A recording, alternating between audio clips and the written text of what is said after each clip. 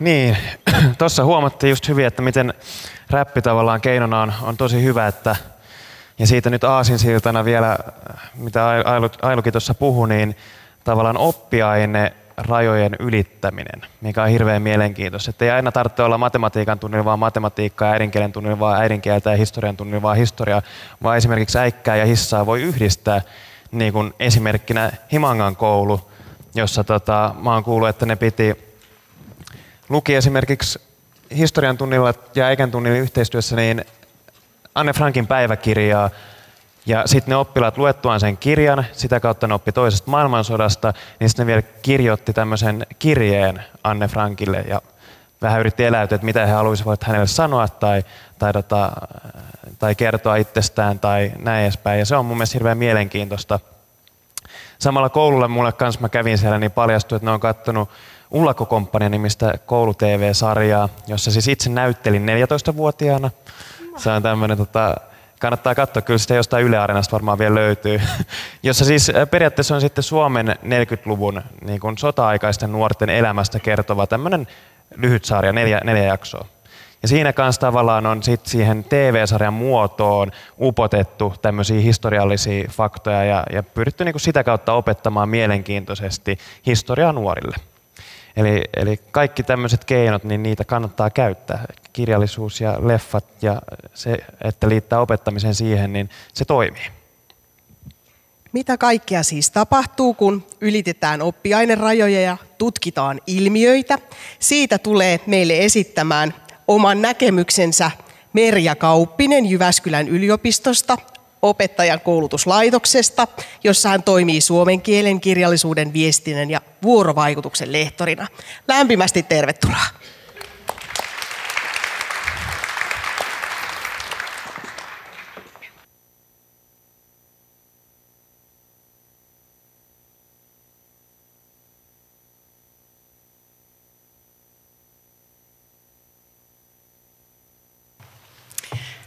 Hyvä juhlayleisö, kiitos Alulle ja kiitos Aleksille. Hienosti pohjustitte monilukutaitoteemaa ja hienosti pohjustitte ilmiölähtöistä oppimista. Ja tapani mukaan asiaa on paljon ja jos siellä jotkut diat mennään aika nopeasti ohi, niin sitten varmasti diat on katsottavissa Lukuinto-projektin sivuilta. Tosissaan tuossa Aleksin esittelyssä tuli, että minun näkemykseni asiasta laajennan tätä. Meillä on hienosti puhuttu täällä tänään yhteisöistä, eli koulutan Jyväskylän yliopiston opettajakoulutuslaitoksessa opiskelijoita opettajiksi aina tuolta esiopetuksen opettajista toiselle asteelle, ammatilliselle puolelle asti. Eli kyse on todella niin kuin yhteisöllisestä oppimisprosessista ja kollegat tässä vahvasti mukana. Ja yritän tuoda niin kuin sellaisia makupaloja siitä, mitä mahdollisuuksia meillä on rakentaa uusi, parempi koulu, muun muassa tämän uuden opetussuunnitelman ajatuksista lähtien. 10 pisteen kysymys, jos joku tietää, mitä yhteistä on limusiinilla, hemmolla ja lissulla, kongobongolla ja sitten Battery Circle 2. Tuossa on sähköinen Padlet-seinän osoite, sinnekin voi laittaa, mutta ei ehkä tähän kysymykseen mitään, koska vastaus tulee aika pian. Kuinka monelle yleisöstä on tuttu tämmöinen Tämä toimii -kilpailu? Joo, ja täällä on osin sen ikäistä yleisöä, että olette saattaneet itsekin ottaa osaa kyseiseen kilpailuun. Eli nykyään alueellisten lumakeskusten ja tarkistin tänä aamuna Teknologiateollisuus ry:n järjestämä vuosittainen kilpailu, lelukilpailu alakoululaisille 6. luokkaan on ollut niin kuin nämä kohdeoppilaat viime vuosina. Ja lähdetään siitä, että katsotaan yksi videoklippi, jossa tämänvuotiset keskisuomalaiset kilpailijat, tuossa maaliskuussa on ilmeisesti ollut aluesarjojen kilpailut, niin keskisuomalaiset kilpailijat kertoo kehittelemistään leluista ja sitten siitä, että miten he on valmistautunut tähän kilpailuun. Ja taas teille aktivoiva tehtävä, miettikää, että mitä tekemistä tällä, mitä nämä oppilaat kertoo, niin olisi lukemisen ja lukutaidon kehittämisen kanssa. Katsotaan, miten mä seurustelen tämän Mäkin kanssa. Hienosti taitaa mennä meidän yhteiselo. No, tästä toimii töötti. Miten erilainen tämä limusiini olisi ollut, jos teillä ei olisi ollut sähköä mukana? No varmaan se olisi ollut semmoinen vedettävä, mutta siinä ei olisi ollut noita tööttejä. Varmaan samanlainen, mutta sitten olisi vain vedetty. Meidän piti tehdä noin kaikki sähköjutut uudestaan, koska siellä oli oikosulku. Sen takia mä myös piirsin tuon sähkösuunnitelman siihen. Tässä pujotellaan siis tällaisella kepillä ja niinku kiekkoa. Näin. Tämän vuoden teemana oli sähkö. Miksi teillä ei ole sähköä tässä? No se meidän sähkölaite syttyi palaamaan, että siis se rupesi savuamaan ja liekehtimään, että sen takia meillä ei ole sähköä. Juu, siellä saatiin selvitystä monenlaisiin asioihin. Mistähän mä löydän taas se mun esityksen. Sori, että olen tämän laitteen kanssa näin tumpelo. Joo. Anteeksi. Onko se tää? Ei, se oli se Marin. Otetaan pois. Joo, eli se löytyy sieltä. Kiitos. Joo, eli siinä lyhykäisesti tästä tuotekehittelyprosessista, eli homman nimi on siis se, että halukkaille kouluille, luokille, jotka on ilmoittautunut tähän, niin toimitetaan oppilasryhmälle paketti, jossa oli tänä vuonna sähköisiä härpäkkeitä kaiken muun lisäksi, ja sitten tehtävä oli ryhmätyönä valmistaa liikkuva lelu näistä. Ja se ei riitä, että se lelu on valmiina siinä, vaan ryhmäpäiväkirjan avulla piti niin kuin kuvata sitä tuotekehittelyprosessia ja sitten lelusta piti tehdä mainos. Ja tämä kaikki sitten sieltä kouluista lähti aina yksi ryhmä, äänestettiin paras lelu ja se lähti sitten alueelliseen kilpailuun ja siellä tuomareille, yleisölle sitten esiteltiin tätä omaa lelua, kerrottiin tästä yhteistyöstä, siellä oli esillä lelumainos ja niin edespäin. Ja sitten kysymykseen siitä lukutaidosta. Eli tuossa keskellä on tämän vuoden kilpailun esitteestä otettu tuomareiden tämmöiset arviointikriteerit tai kohteet. Eli siinä on todettu, että arvioidaan se paitsi sitä liikkuvaa lelua, siihen liittyvää mainosta ja ryhmän päiväkirjaa, niin sitten myöskin siinä tilaisuudessa esittelyä. Ja jos mietitte, että meistä kuka tahansa tällaiseen prosessiin lähtee mukaan, tällaiseen juttuun, niin tässä on aika monta vaihetta. Ja niin kuin näitte näistä äskeisen videoklipin esittelijöistä, niin siellä puna paloi poskilla ja aidosti niin kuin tuli esiin se, että minkälaisia haasteita oli ollut ja miten niistä sitten oli selvitty. Eli tuossa dian ylälaidassa, niin siellä olen yrittänyt niin kuin purkaa esiin niitä kielellisiä tekoja, joihin tällainen kilpailu kannustaa. Siellä on suullista ja kirjallista selostusta, siellä on monentasosta ja tyyppistä kerrontaa, paitsi ryhmässä, niin sitten itse tässä esittelytilanteessa. Siellä joudutaan käymään neuvotteluja useaan otteeseen useasta eri asiasta, paitsi siitä sähköpiuhojen yhdistelystä ja tällaisesta sisältötiedosta, niin myöskin sitten ihan ryhmän yhteistyöprosessista, siitä yhteistyön sujumisesta. Ja sitten siellä on yksi kielellinen teko, kun sitä lelua lähdetään markkinoimaan. Siellä on houkuttelua, siellä on innostamista, siellä on katsojien, kuulijoiden, lelulla leikkijöiden kiinnostuksen herättämistä. No sitten jos mennään viestinnän työskentelytaitojen puolelle, niin kaikki tämä työskentely täytyy dokumentoida. Se, mitä yhdessä on havaittu, koettu, tutkittu ja tehty. Siellä on yhteisöllistä, yhteistoiminnallista työskentelyä, siellä on ryhmässä tapahtuvaa ongelmanratkaisua, siellä tarvitaan sanoman kohdentamisen taitoja, jos mennään syvemmälle viestintään, ja sitten siellä tarvitaan tällaista vakuuttavaa puhetta. Siellä tarvitaan oman asiantuntijoiden esille tuomista. Ja kaikki tämä, siellä on 10-vuotiaita muksuja näitä toteuttamassa. Kuinka monipuolinen oppimistehtävä.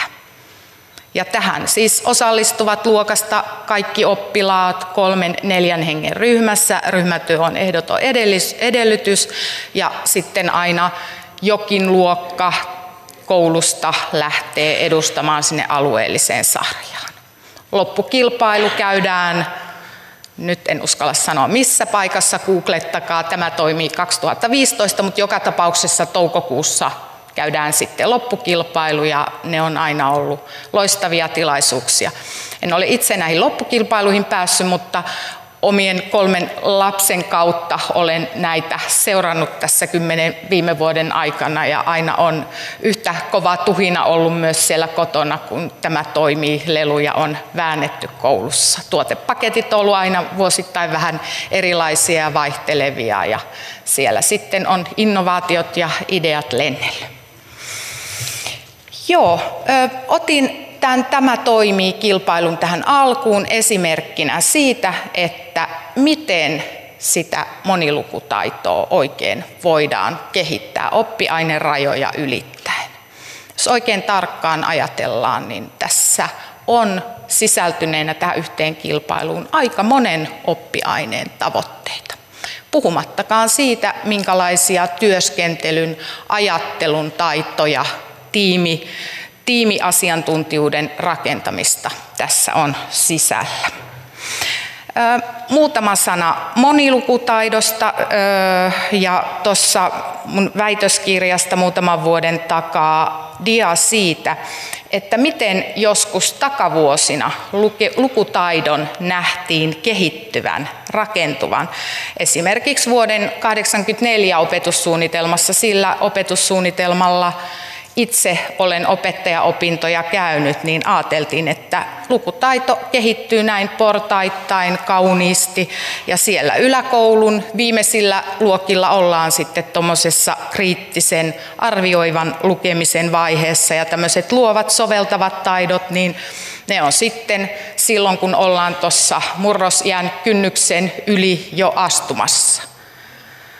Luovaa, soveltavaa lukemista katsotaan harrastettavan nykyään jo siitä hamasta hyvä, ettei kohdun tilasta, kun siellä tuleva ihmisalkio rekisteröi ympäristön ääniä, liikkeitä, kaikkea. Nykyään katsotaan, että tämä prosessi on hyvin paljon erilainen kuin tuommoisen kognitiivisen lukutaitonäkemyksen mukaan.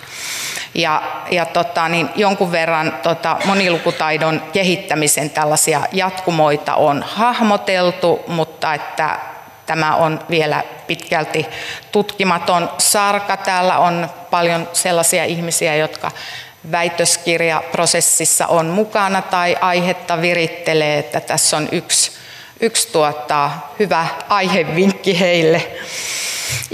Mutta monilukutaidon määrittelystä ihan muutama sana. Eli katsotaan, että lukutaito käsittää nykyään erilaisten ympäristöjen, viestien, havainnoinnin, tulkinnan ja tuottamisen. Eli se on vahvasti viestintätaito. Ja katsotaan myös, että nämä viestit kiinnittyy tiukasti osaksi tilanteita ja toimintaympäristöjä. Miettikääpä vaan tuota äskeistä "tämä toimii" esimerkkejä. Siinä oli eritelty siinä yhdessä diassa hyvin monipuolisesti tämmöistä tilanteisiin kiinnittyvää tekstien tulkintaa ja tuottamista. Ja lukutaitoon kuuluu myös taito eritellä sosiaalisia tilanteita. Äskeinen rap-esitys ja siinä, miten Allu kertoi sitä tavallaan räpin juurista lähtien sitä, että millä idealla hän ja hänen porukkansa on räppiä tehnyt, niin siinä tuli hienosti tämä sosiaalinen puoli ja se puoli, että miten kielenkäytön kautta rakennetaan identiteettiä. Tämä kaikki kuuluu monilukutaidon alaan. Ja sitten erityisesti kun puhutaan koulusta, formaalista oppimisesta, niin kyseessä on tietysti tiedon hankinta, tiedon käsittely, tiedon tuottaminen, muokkaaminen, soveltaminen. Ja esimerkiksi tässä "tämä toimii" esimerkissä niin hyvin konkreettisesti näkyy se, että miten se muksuryhmä rupeaa miettimään, että mitä sieltä laatikosta paljastuu ja miten näistä voisi rakentaa lelu. Ja myöskin sitten kaikenlaiset ajattelun ja työskentelyn taidot. Ja niin kuin tässä on jo useaan kertaan todettu, niin tämä monilukutaito läpäisee tässä vuonna 2014 eli viime vuonna julki tulleessa opetussuunnitelmassa, joka siis tulee käyttöön 2016, eri oppiaineet. Monilukutaito on koko koulun, kaikkien opettajien, kaiken henkilökunnan, kaikkien toimijoiden yhteinen asia ja kakku. Ja tässä on näitä iskulauseita, mitä tässä olen parhaani mukaan yrittänyt tuoda esiin. Ja tuossa keskellä on mainittu nuo multimodaaliset tekstit, eli paitsi printtiä, niin kaikessa formaatissa tekstejä kuuluu tähän monilukutaidon alaan. Ja tämähän nyt sitten tietysti aiheuttaa sen, että esimerkiksi lukemisen ja kirjoittamisen taidot on tuolla tiedemaailmassa ja opetusmaailmassa tiukan keskustelun alla. Eli esimerkiksi ne kirjoittamisen eväät, millä ollaan tähän asti toimittu, niin ne ei päde sellaisenaan teksteissä, joissa on yhdistelty liikkuvaa kuvaa, jossa on erilaisia semioottisia merkkijärjestelmiä ja niin edespäin. Siellä ei ehkä se oikein kirjoitus yhtenä tekstien rakentamisen kriteerinä kauhean hyvin pädekään. Ja näissä riittää totisesti työsarkaa. Ja myös sitten tuossa dian oikeassa alalaidassa on mainittu tekstien tulkinnan ja tuottamisen mekanismit. Eli kaikki tämä, mikä liittyy nykypäivän monen tyyppisten tekstien tekemiseen. Ihan vähäisimpänä ei ole siellä nämä vaikuttamisen aspektit, ihan vähäisimpänä ei ole se kaupallisuus, mikä hyppää esiin, kun netin aukaisee. Eli tässä on hyvin monenlaisia kysymyksiä mukana. Eli lyhyesti jotenkin voisi ajatella niin, että monilukutaito on nykypäivänä tekstien ja viestien maailmassa selviytymistä, siinä toimimista, siinä pärjäämistä.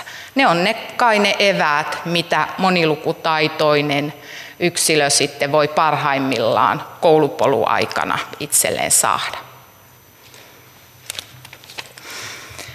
No sitten puhutaan myös kielitietoisesta koulusta, eli ajatellaan, että kielitietous, kieli läpäisee siis kaikki oppiaineet ja myöskin se, että oppilaiden kieli- ja kulttuuripääomaa tulisi hyödynnettyä laajasti koulussa.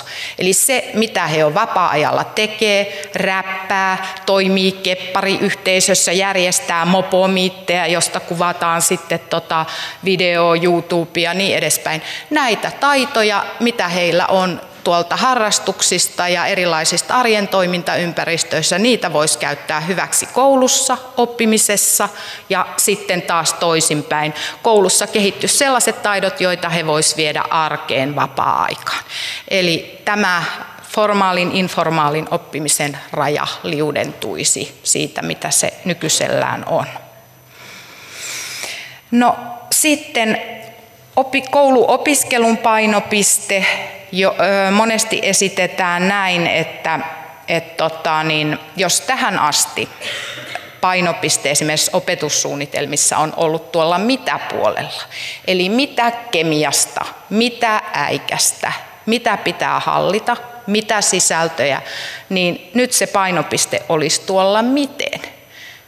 Kysytään, että miten tehdään, miksi tehdään jotakin, miksi maailma on tällainen kuin se on, miksi tämä näyttää tämä asia tältä.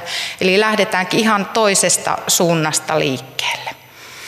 Ja tästä toisesta miksi ja miten kysymyksistä, kun lähdetään liikkeelle, niin sitten puhutaan ei sisältöjen, faktojen opettelusta, vaan sosiaalistumisesta eri oppiaineiden tapoihin esittää ilmiöitä, lähestyä niitä, sosiaalistumisesta siihen, että matikassa tai kemiassa ne tekstit on kaavoja.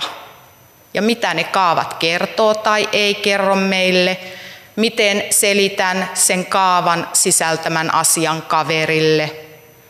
Eli opetellaan lukemaan, selittämään, tulkitsemaan monenlaisia tekstejä. Kollegani Markus Hähkiöniemen kanssa ollaan tuolla luokanopettajapuolella mietitty, että miten pläjäyttää äikkää ja matikkaa yhteen. Kahta tällaista alakoulun aika perusoppiainetta. Ja ollaan sitten luokanopettajaopiskelijoiden kanssa käyty tällaisia matikan sanallisia tehtäviä, tutkittu sitä, että minkälaisia nämä matematiikan sanalliset tehtävät, nehän on itse asiassa äärettömän haastavia lukemisen kannalta, luetun ymmärtämisen kannalta. Pieneen tilaan pakattu ihan älyttömästi informaatiota, jo niin kuin sen ymmärtäminen, mitä siinä yhdessä kysymyslauseessa sanotaan, niin se vaatii huimia kognitiivisia prosesseja. Ja se, että miten jokainen oppija löytäisi itselleen niin kuin semmoisen sopivan, mukavan, oivaltavan tavan lähteä ratkomaan näitä matikan pähkinöitä. Onko se tapa sitten piirtää, onko se tapa kehitellä omia semioottisia jotakin merkkejä, kolmioita, ruutuja, neliöitä, vai onko se tapa sitten enemmän käyttää tätä matematiikan sovinnaisempaa merkkikieltä. Olennaista on se, että pääsee siihen ajatteluketjuun käsiksi. No, sitten mun lempparipalsta, vaikkapa Hesarissa, on nämä lasten tiedekysymykset. Ja jos me ajatellaan, puhuttiin just, että pähkinöitä purtavaksi, niin mä aina siis oikein ihastuneena luen sitä, että miten ihania tutkimusongelmia muksut keksiikään. Ja sitten ennen kuin mä luen sitä asiantuntijan vastausta, niin mä mietin, että no mites mä nyt tällaisen keski-ikäisen naisen aivoilla, humanistin aivoilla lähtisin ratkaisemaan. Ja joskus onnistuu vähän paremmin ja joskus vähän huonommin, kun mä vertaan asiantuntijan vastaukseen, mutta aina mä oon tyytyväinen, että joku kulma on löytynyt siihen, miten näitä lähtee selvittämään. Toi miten koira haukkuu, niin tuommoista aivan ihana. Mä ensin tarkkailin meidän koiraa ja sitten mä vasta luin se asiantuntija. Ja mä aika lähelle osuin sitten loppujen lopuksi, kun mä arvelin, että mistä se haukkuääni kuuluu ja miksi eri koirat haukkuu eri tavoin. Käykää kurkkaamassa tuolta. Tämä ei ollut Hesarin maksettu puheenvuoro. Näitä tiedekysymyksiä on toki muillakin palstoilla. Mutta tiedekysymykset antaa meille reittiä, osviittaa ilmiölähtöiseen oppimiseen. Mitä se oikein voisi koulussa olla? Se voisi olla esimerkiksi tätä. Meillä on joku aihe, käsiteltävä aihe, vaikkapa taivaan kappaleet, ja siitä lähdetään miettimään, mitä haluaisin tietää, mikä asia askarruttaa, minkälainen, katsotaan joku YouTube-video tai pläräillään niitä oppikirjan sivuja, mikä on se juttu, mikä pysäyttää, mihin kohti tartun, ja siitä lähdettäisiin sitten liikkeelle. Miten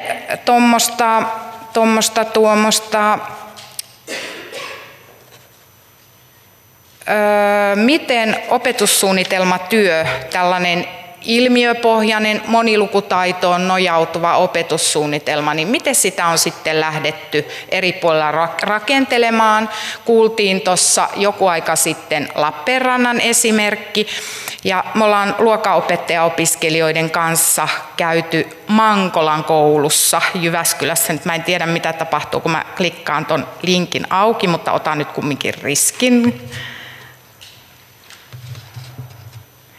Mankolan koulu on siinä Jyväskylän keskustan liepeillä, ja se on siitä mukava yhteistyökoulu ollut meille, että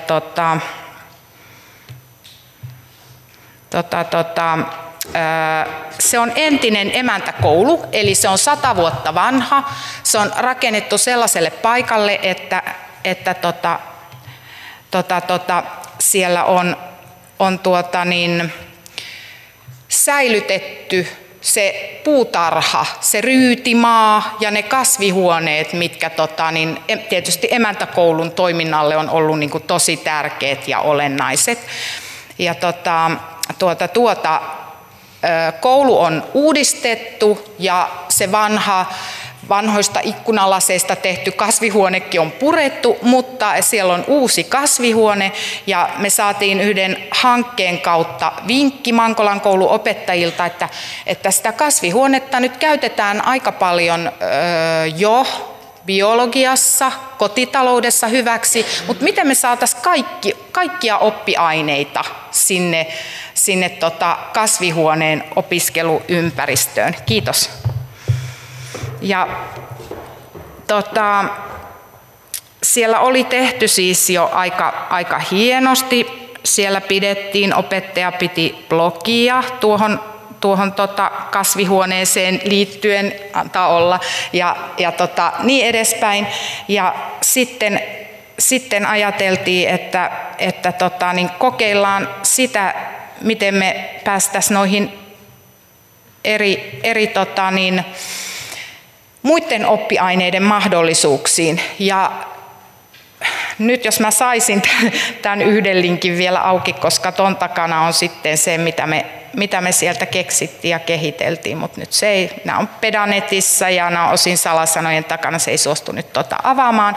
Mutta joka tapauksessa me keksittiin sellaisen tutkivan oppijan salkkuja. Jos olette Pedanetissa, niin te pääsette noilla osoitteilla sinne sisään kirjautuneena tuonne meidän kurssin sivuille. Eli siellä oli esimerkiksi apteekkarin salkku ja siellä oli toimittajan salkku ja niin edespäin. Eli ideana oli se, että lähdettiin eri rooleissa katsomaan, että mitä kaikkea siellä kasvihuoneessa on. Ja apteekkarin salkkuun kuului tällaiset rohdosyrtit, ylipäänsä yrttien käyttö, elämä ja niin edespäin. Ja siitä tulee tuossa jatkossa sitten esimerkki. Mutta että mun käsityksen mukaan aika monessa kunnassa, aika monessa kouluissa on lähdetty miettimään, että mitä nämä uudet oppimisympäristöt vois olla meillä. Ja täällä Mankolan koulussa sitten päädyttiin siihen, että yksi näistä laajennettavista, kehitettävistä oppimisympäristöistä on se kasvihuone. No, ilmiölähtöisestä opiskelusta, oppimisesta on jo jonkun verran tässä ollut puhetta, ja se, miten itse olen sitä tuossa omassa opettajankouluttajan työssäni yrittänyt hahmottaa, näkyisi tuossa. Eli se, mitä tehdään, olisi mahdollisimman oppijalähtöistä. Se läpäisisi mahdollisimman monia eri oppiaineita. Taustalla olisi aina jotakin pähkinää purtavaksi, siis ei opiskella asioita niiden asioiden itsensä vuoksi, vaan siellä olisi jotakin sellaista, mitä tekee mieli raaputtaa, mikä nappaisi. Siinä voisi olla tutkivaa oppimista, siellä olisi kokemuksellisuutta, elämyksellisyyttä, ja ne tilanteet olisi monikanavaisia. Ne tarjoaisi eri tavalla oppiville tarttumisen paikkoja. Siellä olisi mahdollista tehdä sellaisia juttuja, jotka just itseä kiinnostaa. Ja tässä Häkkyrässä on nyt aika monentyyppisiä kokeiluja, mitä meillä on ollut, ja poimitaan täältä muutama.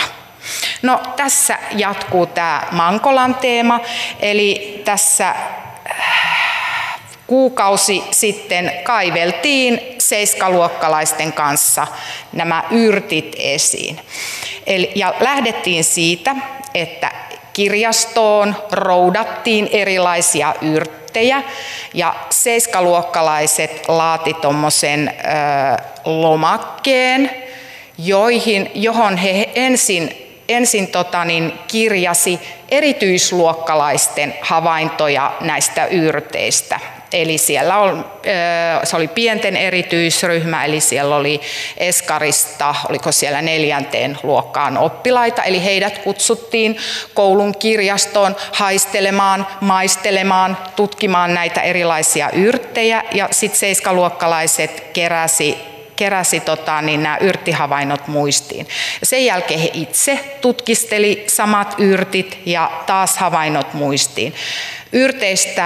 Yrttien aistilomakkeet sitten, niin kuin niiden tiedot laitettiin yhteen, katsottiin mitä saadaan, ja sitten haettiin vielä lisää tietoja, ja sitten tämän pohjalta kirjoitettiin koululehteen yrttiaiheinen artikkeli, valmistettiin tuollaiset seinälehdet, kuva basilikasta, ja siinä oli niin kuin basilikan viljelystä, siellä oli joku basilika, siis latinankielinen nimi, ja sitten siellä oli kasvualkuperäalueet, ja mitähän kaikkea noissa oli, sitten oli jotakin tyypillisiä ruoanvalmistusvinkkejä ja näin. Ja nämä sitten esiteltiin samalla, kun valmistettiin muutama yrttiaiheinen ruoka. Siellä oli ainakin joku yrttidippi, mitä tehtiin, ja minttuteetä tehtiin itse, ja siellä oli jotakin tällaisia yrttipalleroita. Nämä kaikki oli hyvin niin kuin simppeleitä, ei tarvittu uunia, mutta että tuli todennetuksi se, että hei, ihan oikeasti minttu sopii tähän, ja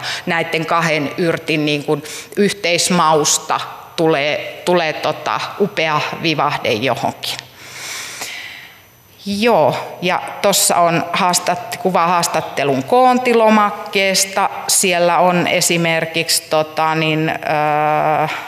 siellä on Tim ja Min kohdalta hyvä ja ihan hyvää, tulista on ruohosipulia rakunan kohdalla, ja hirveetä on ollut oregano yrtin maun mukaisesti jonkun ypriryhmäläisen mukaan ja niin edespäin. Tollaiset lomakkeet tuli sitten. Ja sitten siihen lehteen tehtiin myös esimerkiksi sarjakuvia. Siinä on kauniisti kukan elinkaari kuvattu, kauniisti ja havainnollisesti. No sitten puhuin tuosta, että ilmiöpohjainen oppiminen, jotta se olisi tehokasta, mieleen jäävää, niin sen pitäisi olla myös mahdollisimman lähellä sitä oppijaa, hänen mielenkiinnon kohteitaan silloin, kun tähän ilmiöön lähdetään sukeltamaan sisälle. Muutama vuosi sitten meidän aineenopettajaharjoittelijat kokeili kasiluokalla siis todettiin, että YouTube on se kanava, mistä niin kuin, mitä käytetään lähdettiin kasiluokkalaisten kanssa selvittämään sitä, että mitä videotyyppejä siellä YouTubessa on sellaisia, mitä nämä nuoret katsoo. Ja he luokitteli sitten nämä videotyypit ja sitten keskusteli, eritteli niiden piirteitä, jos tunnette tämmöistä genrepedagogiikkaa, tekstilajilähtöistä opetusta, niin tämä on niinku yksi idea siinä, että okei, että meillä on tekstilajina YouTube-video, miten se tehdään? Minkälainen on tietyn YouTube-videon resepti niin sanotusti? Ja oppilaat lähti sitten siellä pienissä ryhmissä, otettiin aina yksi näistä luokitelluista videotyypeistä ja lähdettiin katsoa, että miten se on valmistettu, mikä on tässä se juttu, miten se on tehty. Ja sitten kun saatiin tämä niin sanotusti resepti selville, niin sitten tehtiin tällainen video ja ne laitettiin sitten tonne YouTubeen ja siellä on yksi testivideo, jos haluatte katsoa.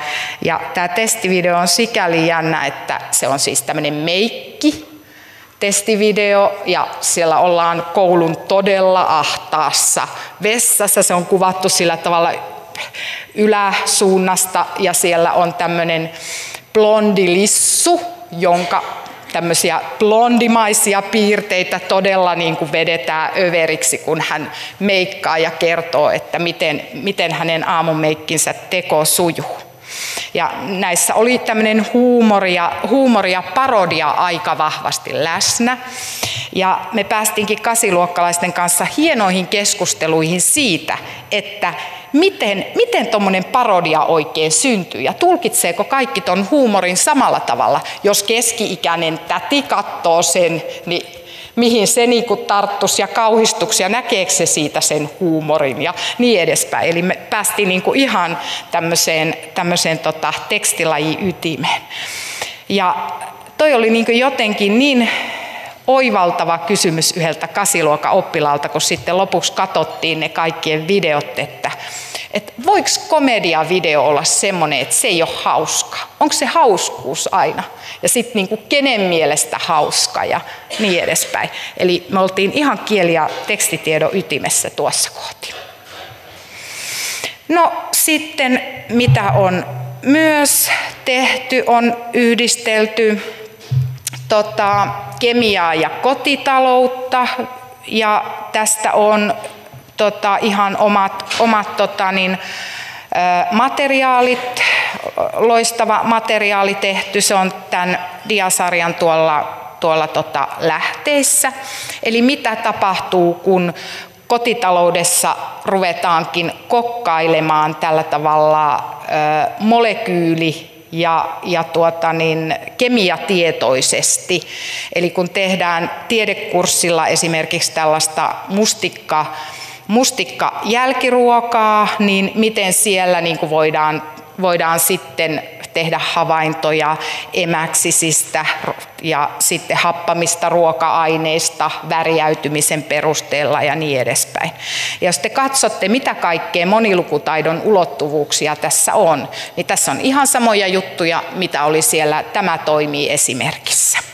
Eli siellä on toimintaa, jonka ympärille sitten rakentuu erilaisia viestejä, ja niitä voidaan sitten katsoa, että miten suullisesti, miten kirjallisesti. Sitten siellä on erilaisia ilmiöitä esitetty monella tavalla, visuaalisesti, taulukoilla, resepteillä, kemiallisella kaavalla. Ja sitten siellä on taas tämä oppimisympäristön mahdollistama monikanavainen oppiminen, yhteistoiminnallinen työskentely, konkreettinen kokeilu, epäonnistumisten kautta voittoon siinä mielessä, että havaintoja ne on ne epäonnistuneetkin litkut tai jälkiruuat, mitä sieltä tulee. Ja siellä on ongelmanratkaisu ja moniaistisuus vahvasti läsnä.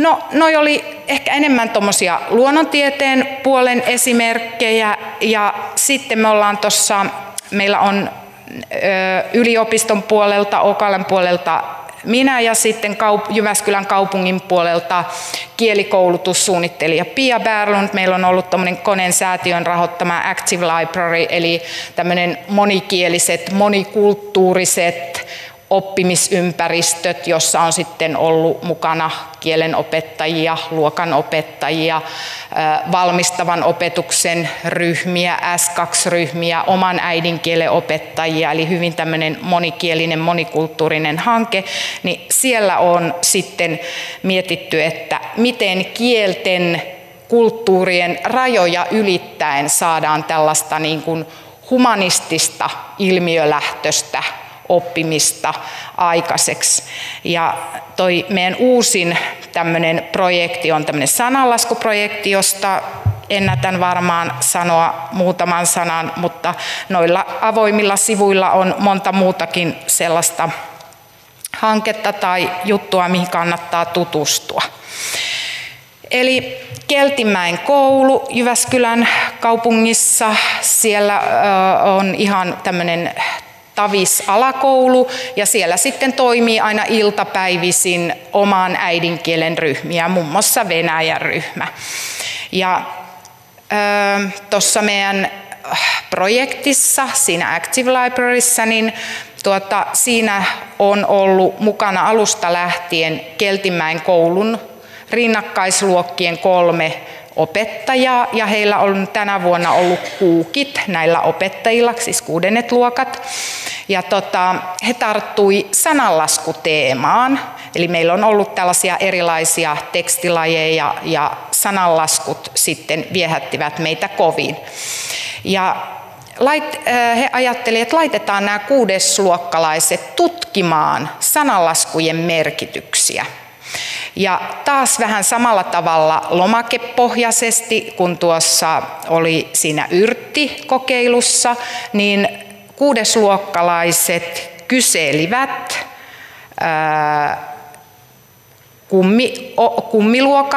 kummiluokan oppilailta, sitten he itse merkitsivät, mitä heidän mielestään sananlasku tarkoittaa, sitten he kysyivät vanhemmiltaan ja vielä isovanhemmiltaan tietyn sananlaskun merkitystä. Eli esimerkiksi siellä oli kukas kissan hännän nostaa, ellei kissa itse, ja sama sananlasku oli myös sitten englanniksi tai sama ja sama, ja sitten he kokosi tietoa siitä, että mitä eri-ikäisten mielestä toi sananlasku tarkoittaa ja missä tilanteessa sitä sananlaskua voisi käyttää. Ja sitten tähän projektiin kuuluu vielä se, että kummioppilas piirsi suomenkielisestä sananlaskusta kuvan, ja sitten tämä 6-luokkalainen niin vastaavasta englanninkielisestä. Ja sitten tätä mentiin tutkivan oppimisen periaatteella. Eli sitten kun oli saatu tämä tutkimusdata kerättyä näistä sananlaskuista, niin sitten sitä ihan oikeasti jäsenneltiin, katsottiin yhtäläisyydet, erot niissä merkityksissä. Sitten laadittiin, meillä yksi opiskelija teki tämmöiset Word-pohjat, joihin 6-luokkalaiset ihan oikean tutkimuksen tavoin siirsivät nämä tiedot. Ja sitten se projekti julkistettiin, ja siellä koulun käytäville laitettiin näitä QR-koodien taakse näitä sananlaskuja ja niiden selityksiä. Tehtiin semmoinen kilpailu ja rastirata, sen kiersi eri luokat ja niin edespäin. Eli QR-koodisuunnistuksen periaatteella sitten käytiin näitä hommia läpi. Ja tuossa on esimerkki siitä, että miten se data sitten analysoitiin. Eli siellä on, mitä haastateltavat vastasi, ja sitten rastit ruutuun, ja ton pohjalta sitten kirjoitettiin tutkimusraportti. Tuossa on raporttipohja ja näyte yhden oppilaan raportista. Ja kun te luette oppilaan kirjoittamaa pohdintaa, niin katsokaa, että miten hienosti siellä tulee se voimakas suhde siihen opittavaan asiaan. Miten hienosti oppilas niin kuin kielentää sitä, että mitä hän oikeastaan, mitä hän hämmästeli siinä projektiaikana, mikä oli helppoa, mikä oli vaikeaa. Tutkimuksen tekeminen hauskaa ja mielenkiintoista. Kooditaulukoiden tekeminen oli helppoa. Jaha, selkeästi tuleva tutkija. Ja haastatteleminenkin on sujunut rutiininomaisesti häneltä, eli nämä taidot hyvin hallussa. Mutta sitten toinen kappale. Minut yllätti lähinnä se, ettei vastaajista nuorin tiennyt sananlaskua ensin lainkaan. Eli se eppuluokkalainen.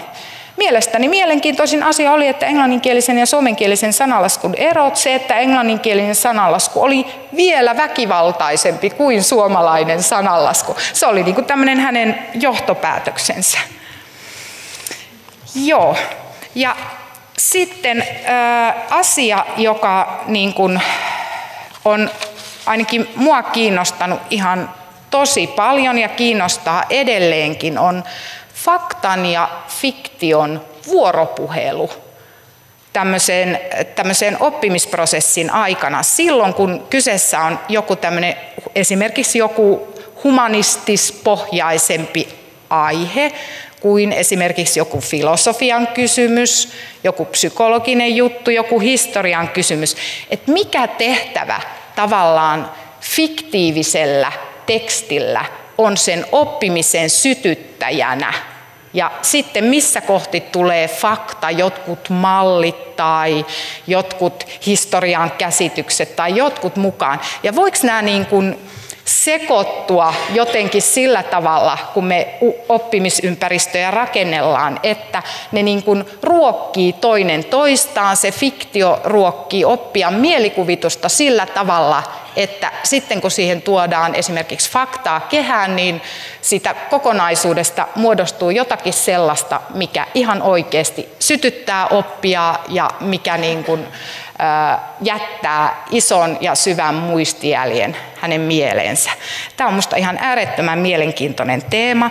Ja esimerkiksi lukion äidinkielen kurssilla viime keväänä meidän harjoittelijat tyylikaudet ja klassikko aiheisella kurssilla, niin he otti tämmöisen teemalähtöisen lähtökohdan, eli teemaksi pahuuden.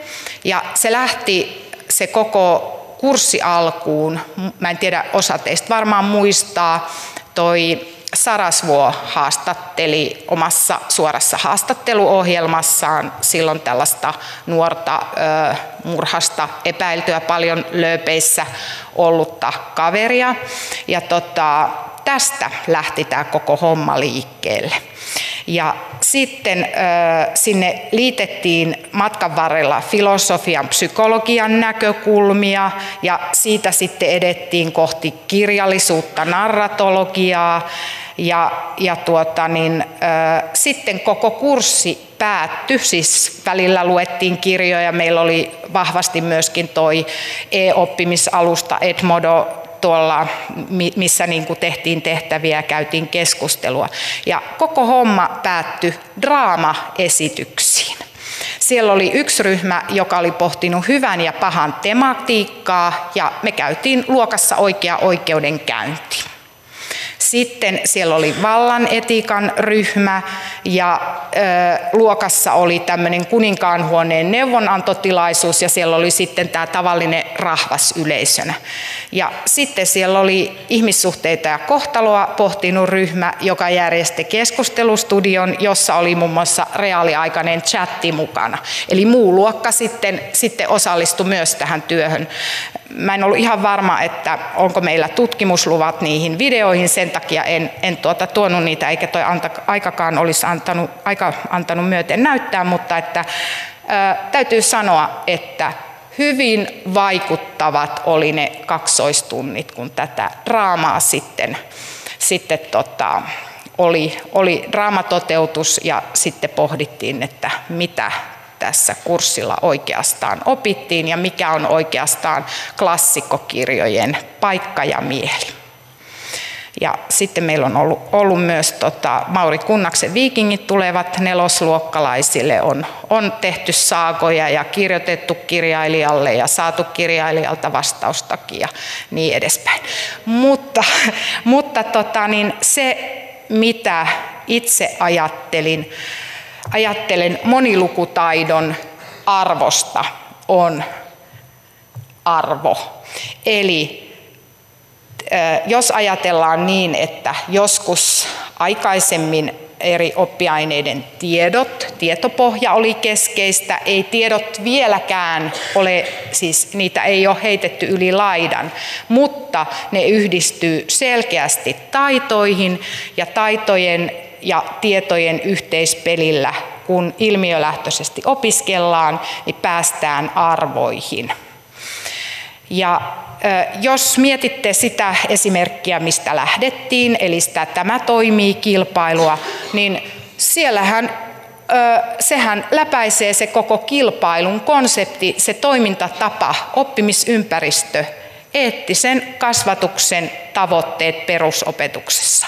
Siellä on mukana toisen kunnioittaminen, kokemus osallisuudesta, hyvinvointiteemat, onnistuminen, vertaissuhteet, ristiriitojen käsittely, itsesäätely, vastuunotto, aktiivinen toimijuus ja myöskin teknologian kehittäminen vastuullisesti. Eli parhaimmillaan me päästään monilukutaitoja vaalimalla ja innovatiivisesti niitä viemällä eteenpäin, niin tuonne asenteet moraaleihin ja arvoihin, ja silloin musta me voidaan niin kuin olla tyytyväisiä siihen koulupolkuun, mikä oppilaille tarjotaan. Kiitoksia. Onko meillä aikaa keskusteluun vielä? Mulla on kännykkä jossain, mutta kello on tapissa. Tehdäänkö sillä tavalla, että mä jään tähän näin, jos teillä on aikaa halua vaihtaa jotakin ajatuksia, niin tehdään näin yleistä keskustelua. Tietysti sähköseinälle voidaan siihen palata, ja mä voin sinne sähköseinälle vaikka vastailla, jos sinne on tullut kysymyksiä.